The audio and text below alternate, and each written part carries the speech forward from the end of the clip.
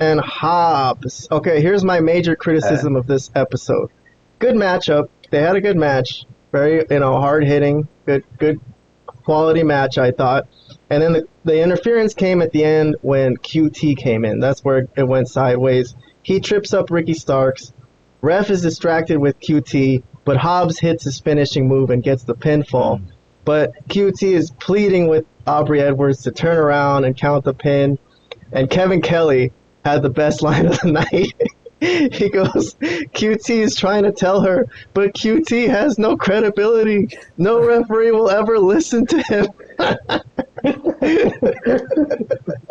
So I love this commentary crew. Never thought I'd hear Desmond Wolfe or what's his name?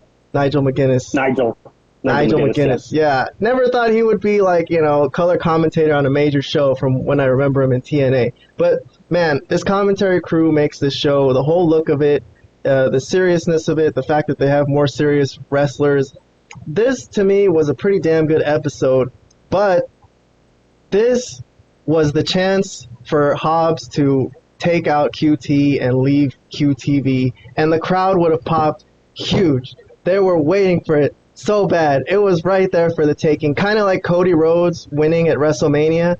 This should have happened right here, and that would have made this show an A show to me, because with the match, with the tag team eliminator match that came later, with the Punk and Joe, if they had this happen, I think it would have been a pretty damn solid show overall. But it didn't happen, and what's her name? Harley Cameron steps in front of Hobbs and saves QT Marshall's life.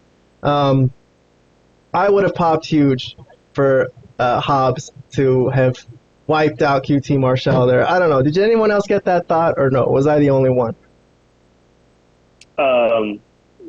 Well, I don't want to say you were the.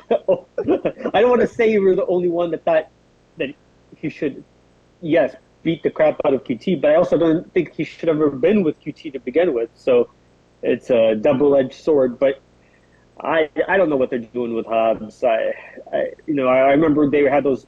I don't want to spend too much time on it. I know we're trying to save time, but I remember they had those promos back in the day where he was like talking about his wiping blood from his house, and he was like so serious. He was looking like he was going to go places, but now I don't know what's going on with him and why he's in this silly stuff with QT and the group of rejects.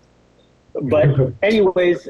I mean, what else can you call that ridiculous group that he's got there? He's got Robert, were you waiting for that to happen? Were you waiting for him to leave QTV, or what? Are you fine with this whole angle? I didn't care. I just didn't care. I mean that's fair. That's fair. Well, okay. I'm gonna just cut to the end and say I was gonna give this show an A-, but because they didn't do that angle, I'm going to give it like a B+. But before I get your grades, I'll just go through the last couple things